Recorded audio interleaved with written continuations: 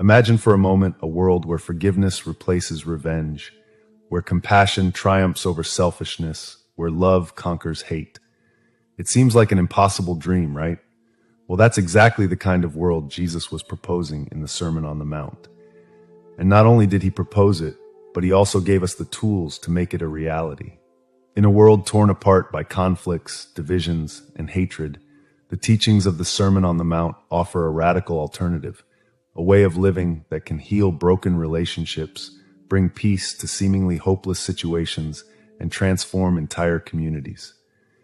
We are not talking about abstract theories, but practical principles that have changed millions of lives throughout history. You have heard that it was said, eye for eye and tooth for tooth. But I tell you, do not resist an evil person. With these words, Jesus was not just teaching, he was challenging the entire value system of his time and ours.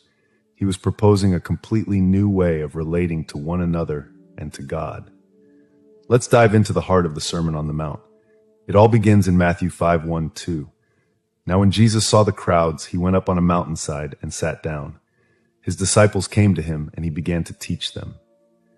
Imagine the scene, a diverse crowd eager to listen, and Jesus sitting like a teacher about to share truths that would shake the world. The sermon begins with the Beatitudes, a series of statements that start with blessed or happy. But don't be fooled. These are not just motivational phrases. They are a radical redefinition of what it means to be truly blessed or happy. Blessed are the poor in spirit, for theirs is the kingdom of heaven. Matthew 5:3.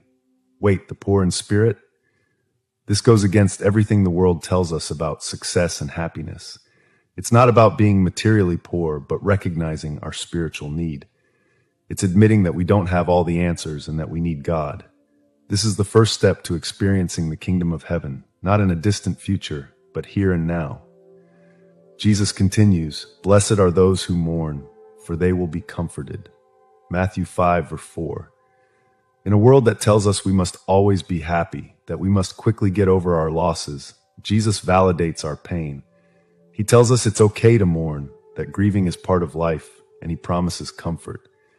It's not an invitation to pessimism, but a recognition that pain is part of the human experience and that God is with us in our suffering. As we continue through the Beatitudes, we find this gem. Blessed are the meek, for they will inherit the earth. Matthew 5:5. Wait a minute, the meek will inherit the earth? In a world that celebrates the aggressive and the assertive, this sounds like madness. But Jesus is directly challenging the survival of the fittest mentality. Meekness is not weakness, it's strength under control. It's the ability to respond with love even when treated unjustly. It's having the power to strike back, but choosing not to.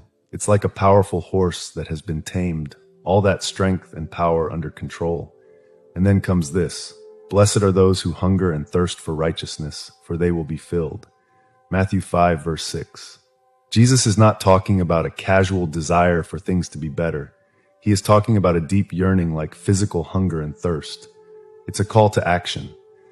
It's not enough to wish for change. We must actively work for a more just world. But Jesus doesn't stop there. He says, blessed are the merciful, for they will be shown mercy.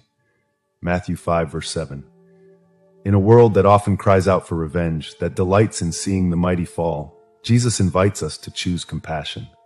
Mercy is not just a feeling, it's an action. It's choosing to forgive when we have every right to hold a grudge. And here comes one of my favorites. Blessed are the pure in heart, for they will see God. Matthew 5:8. This goes beyond external appearances. Jesus is talking about integrity, being the same person in public and in private. It's a call to authenticity in a world of masks and pretenses.